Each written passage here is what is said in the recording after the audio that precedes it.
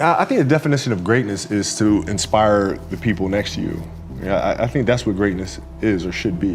It's not something that lives and dies with one person. It's how can you inspire a person to then in turn inspire another person that then inspires another person. And that's how you create something that I think lasts forever. Yeah. And I think that's our challenge as people, is to figure out how our story can impact others and motivate them in a way to create their own greatness. There's a quote from one of my English teachers at Lower Merion named Mr. Fisk. He had a great quote that said, "Rest at the end, not in the middle." And that's something I always live by. You know, I'm not gonna rest, I'm gonna keep on pushing now. There are a lot of answers that I don't have, even questions that I don't have. But I'm just gonna keep going. I'm just gonna keep going, and I'll figure these things out as we go, right? And you just continue to build that way. So I try to live by that all the time. And what brings you the most joy right now? Being with my family. Really? That is, man, that is the most fun. It's just, you know, it's hanging out with them all summer, being able to like do things that I ordinarily couldn't do. Yeah. Because of training, because of season and stuff like that. So being around them and watching Bianca grow up, because there are a lot of things that I miss with Nathalie and Gianna because I was playing. So being there every day with them is so much fun, man. So it brings me the most joy. What does love feel like?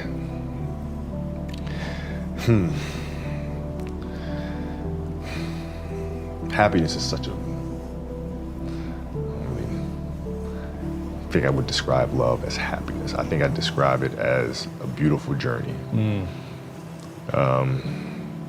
You know, it has its ups and downs, right? Whether it's in marriage or whether it's in the career, you know, things are never perfect. Yeah. But through love, you continue to persevere and you move through them. You move through them. And then through that storm, beautiful sun emerges. Yeah. Right? And inevitably another storm comes. And guess what? You ride that one out too. Yeah. So I think love is a certain determination and persistence to go through the good times and the bad times with the someone or something that you truly love. My parents were great. You know, growing up, you know, they instilled in me the importance of imagination, of curiosity, and understanding that, okay, if you want to accomplish something, I'm not just going to sit here and say, yes, you can do whatever you want. Yes, you can, but you have to also put in the work to get there, right? So they taught me that at a really early age, man. And when you grow up as a kid thinking that the world is your oyster, all things are possible if you put in the work to do it, you know, you grow up having that fundamental belief. My mom was there on a daily basis.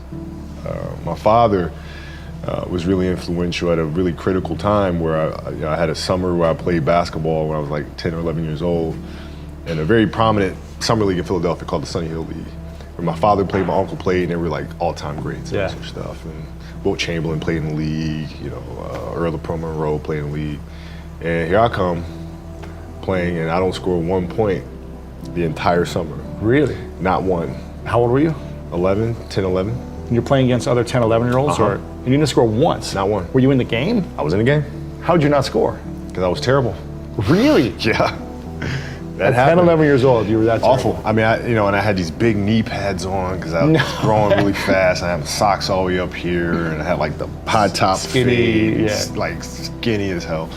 And I scored not a free throw, nothing, not a lucky shot, not a breakaway layup, 0 points. And I remember crying about it and being upset about it. And my father just gave me a hug and said, listen, whether you score 0 or score 60, I'm gonna love you no matter what. Wow. Now that is the most important thing that you can say to a child. Because from there, I was like, okay, that gives me all the confidence in the world to fail. I have the security there. But to hell with that, I'm scoring 60. Let's go. Right. And from there, I just went to work. And I stayed with it, and I kept practicing. You know, when you're in this culture in our society, you can do some phenomenal things individually, but they'll never reach their full potential unless you do them collectively. And you have to figure out how to do that. The challenge for me was always compassion and empathy. I think about 2009, things started changing for me. I started really making a conscious effort to better understand. And that doesn't mean, you have compassion and empathy so you go softer on them. It's more like you put yourself to the side and you put yourself in their shoes and understand what they're feeling. And then you have to make certain decisions of, okay, what buttons do I need to push for this player to get them to the next level? So it's not sit around and it's all happy-go-lucky type of thing. Your leader, your job is to get the best out of them, even if they may not like it at that time. One of the things I had to learn is how to get the best out of my teammates. Yeah. And most people think it's a simple thing, pass them the ball. But that's not how you make guys better. You have to really affect their behavior. How do you do that? So, I would tell guys, we got back-to-backs. I don't care if we're in Miami, I don't care if we're in a great city of Chicago. You can't go out, we gotta get rest. Right? Back-to-back games. Back-to-back games, right? Monday, Tuesday. You play Monday and play again Tuesday. Guys aren't gonna listen, right? Right. So a few times say, all right, we'll all go out. We'll go out together. Really? I'll drink with you, right? But the next morning, I'm banging on your door at 5 in. Let's go. They're not getting Where are we going? I hung out with you, now you come hang out with me. Wow. This is what we do, all right, let's go. And we're at the gym, we're working out, right? We hit the bus, we go to practice, we play that night. And they're dead. And they're dead. And they're like, oh, lesson learned. Really? Lesson learned. So take them out once. Listen, if you're gonna do that, but don't let that compromise what we're here to do. Right. This is why we're here. This is why you're here in the first place. What does losing feel like to you? It's exciting. Why is it exciting? Because it means you have different ways to get better. There's certain things that you can figure out that you can take advantage of, right? Certain weaknesses that were exposed that you need to shore up, right? So it was exciting. I mean, it sucks to lose, Right. but at the same time, there are answers there if you just look at them. I'll give you an example. So Katie Lou Samuelson is one of the best college basketball players in the country. She plays at UConn, she's gonna be a senior. And they just had a really tough season last year where they lost to Notre Dame in the final. And so I asked her, I said, have you watched the Notre Dame game? She was like, no. I said, well, why not? I said, I don't wanna watch that. I said, I know you don't, but you're gonna play Notre Dame this year, yeah? Yeah. What's the chances you see him again in the final? She goes, well, you probably see him again.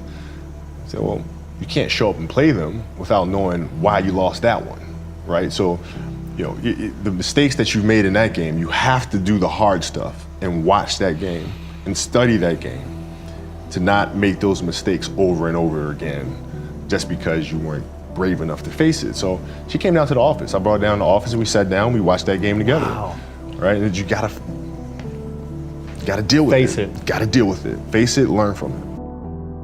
When you play for 20 years, I played for 20 years, you reach a certain level, you're like, okay, wait a minute, I have to start again at the base of a mountain and try to climb the top of this mountain. First of all, what mountain am I climbing? I don't even know, like, what the hell am I gonna be doing? And it's very scary. It's very scary. Even for you? Oh, absolutely. Wow. Absolutely. And the thing that helped me actually was hurting my Achilles, because that forced me to sit there and say, okay, the day could be today that your career is over. Now what do? You have these ideas about doing something with your life after basketball, but what if today is the day that's it?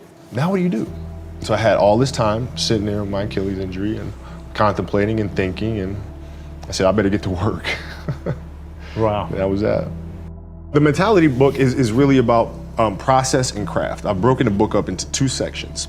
And process is really about the process of preparing, through injury, recovery, studying of the game. And then the craft is the actual performance and the tactics. And so a lot of things that I learned through the game were through photos.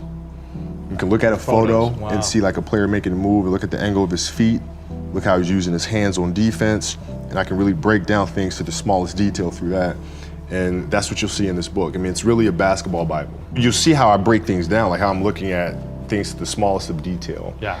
And that's the best way to understand how to have that kind of mentality, is to ask questions, then find answers. And then that leads to more questions, and you find more answers. And that's what the book is. So how can we teach our children what it means to work hard? Well, you do it through training, right? So when I get up in the morning, my daughter goes with me. 4 a.m.? 4 a.m. My 15-year-old goes with me. She goes with me before school, and it becomes a daddy-daughter thing. That's cool. She just got her permit, right? So she drives in the morning. It becomes a cool thing, right? But through that process, she understands the value of hard work and things taking time. And the same thing with my 12-year-old, right? right? She practices every day, right? And so it's through those behaviors is where I find the motivation to do it.